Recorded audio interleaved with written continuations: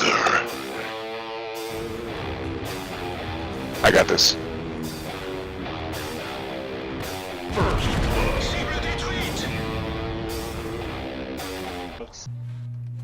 Hey folks, this is ioEther and we're back with some more World of Tanks. So as you can see, this is the Danish bacon and it's T57 heavy. This is a tier 10 game on Mountain Pass. Oops. Yeah, let's bump that main map up so everybody can actually see it. And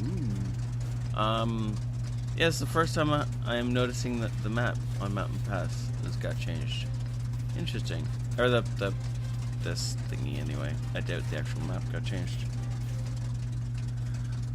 So, really, Royal Tanks, you've been so good for so long, and now you just go ahead and throw away my settings. That's helpful. Thanks. Anyways,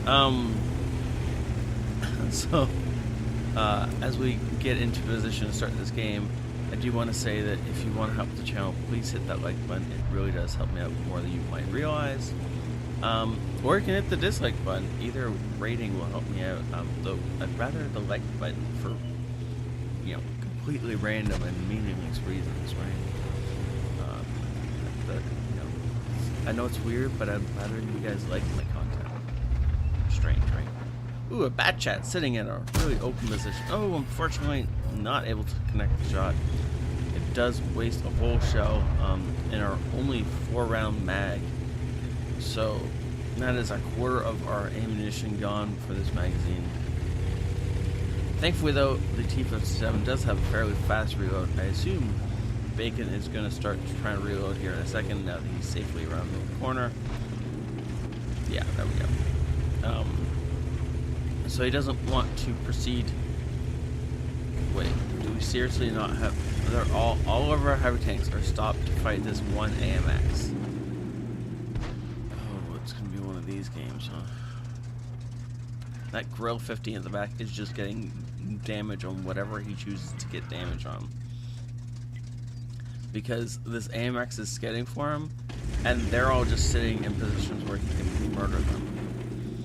Meanwhile, Danish is staring at this corner waiting for the enemy team to realize, hey look, nobody came this way. Maybe we should push.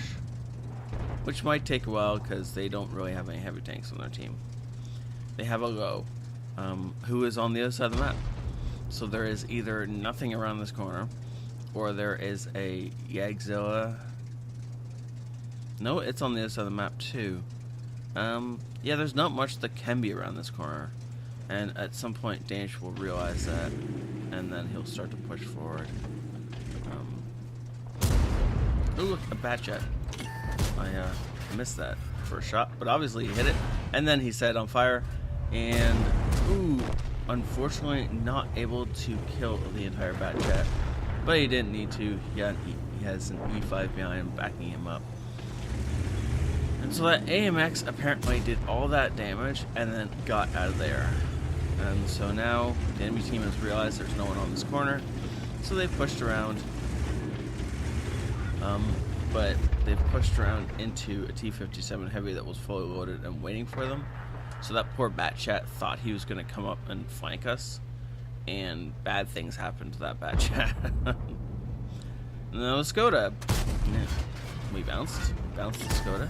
Now Skoda is an autoloader, so Bacon's got to be really careful here that he doesn't get carried away and get tracked out in the open, but he doesn't. He manages to pull it off and is in a really good position now, where he's killed or disabled 2 enemy, well, I guess they're mid-tiers, but they're some of the better, match us top tier. But anyways, whatever. This flank is a lot more secure than it was, and now with the WZ, Bev to get himself murdered. These shots are not going to pen. Don't keep shooting, please. Yay. He stopped. He has to get a better angle. Up here might be the better angle. Shooting over the wreck into the drive wheel. Good shot. And then the second one takes it out. And he manages to block the return damage. Now, we've seen him block at that 1,000 damage. this tank does not have the most amazing armor in the world. It's effectively a medium tank for a bunch of purposes, and if you want to pen it, you just shoot it in the turret. But because of the angles the turret has, and because of the angles the hull has, this thing will actually block more shots than you might realize. If people shoot at it wrong, and they're not paying attention to where they're shooting it, they're going to bounce off a lot of the time, which is what's happening to most of these opponents right now. Unfortunately, we're reloading right now, and this IS-3 could really use a hand, but we just don't have the ability. So Danish charges as if he's loaded, and the mod 1 backs off, thinking that we are in fact loaded. It's going to give us time to actually reload, and then start pumping shells into this TVP. TVP is stuck in a really bad position, and we have 1 shell left over. Nope, don't have to finish off the mod 1. The IS-3 managed that all by himself. Good job, Mr. IS-3. At this point in time, we have done 5,000 damage. Well, almost 6,000. Huh. No one want to place a bet on whether he gets into 6k damage club. It's been a while since I brought that reference out, hasn't it? But yeah, I mean, you know, all he has to do is get one more shot off into a decently health. Is that a word? Health? Whatever. Decently healthy. There we go. Words in the English with me always forever. This JPEG up here looks like it's going to be the next target, though facing a JPEG head-on in a T57 Heavy is a bad proposition unless you know he's fired. So I bet you Danish is going to use one of his teammates as bait, let the JPEG shoot at his teammate, and then go in after that. Yeah, that's fixed camera. So he's waiting. What? JPEG's not looking. Blows out his front track, and blows out his front track again. And now he's just gonna finish off the grill. Good job, well played. That grill 15 really knew what he was doing and came in to help out the JPEG when he got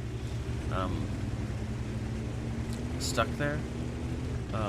But fortunately for Danish, he was fully loaded and knew what he was doing when he went into that situation. And did I pause in time? I did. Good. We can actually talk without the whole stupid thingy in the middle of the screen. But anyways, so this is something you can do, and I'm gonna talk about it briefly. So the Danish Bacon all game has been by himself. He's not been in a platoon. I didn't introduce him in a platoon because he wasn't in one. For the majority of the game, he wasn't in one. He's got 4 kills now. This lone IS-3 has 3 kills, and they have platooned up. I didn't notice who joined what platoon, but these 2 are now platooned up, and so this is a brothers in arms. It's a really very easy way to get a brothers in arms because you don't really have to start out being platoon mates. But if you're not platooned up and you have enough kills or whatever, then you just platoon up with random people and get to the brothers in arms. They could actually get to this object and add him to a platoon if the object wanted to, but I'm gonna assume the object wasn't on the ball and either didn't accept the invite in time or didn't get one. Probably didn't accept it in time. And so yeah, great game though. Mastery Badge Ace Tanker. Oh, can we get that? Tooltip, come on. There we go. Hand of God, Bruiser, Duelist, Fighter, and Fire for Effect.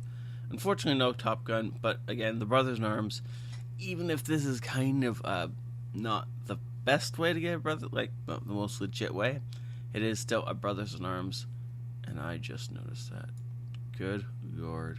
We're going to see how much profit he actually made, but the fact that he hit over 100 grand in a tier 10 tank that's non-premium, that you can't have a premium tier 10, but it's not really the point. It's not a premium tank. It's a tier 10 tank. This is highly, highly unusual. And this is a little weird too. But anyways, steel wall, you don't see that a whole lot on the T57 Heavy. It tends to just absorb rounds and then die, mostly because people use them badly. But when used right, obviously they can attain truly amazing things. And look at this.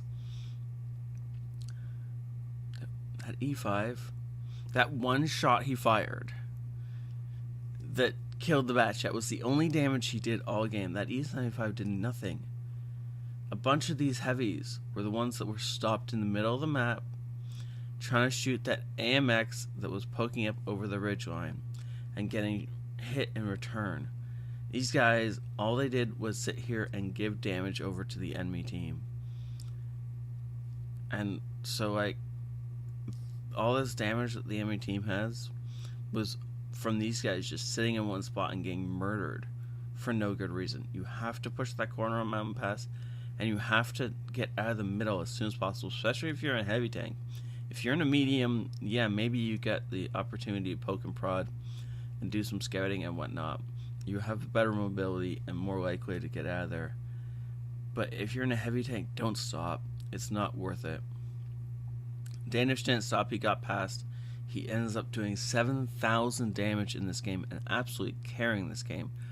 And then, of course, the IS-3 that survived next to him got almost the same amount of experience because of the fact that he's bottom tier and he carried as hard as he did. And he did quite well. Also, props to the artillery who got 4,000 damage out in this game. That's actually particularly awesome. Look at that. 2,000 damage blocked and then another 1,200 in assistance because, you know, he didn't have good enough stats already. Ends up making 57k off this with a premium account, but still completely worth it. And this was only a ×2. Yes, he had a personal reserve running, but still was only a ×2. So overall, this was an awesome game. Thank you so much, Bacon, for saying this in. And I will try to remember to put a link to Bacon's YouTube channel in the description to this. Everybody should go check him out. He runs a good show over there. Thank you all for watching. Have a great night. This is ioEther out.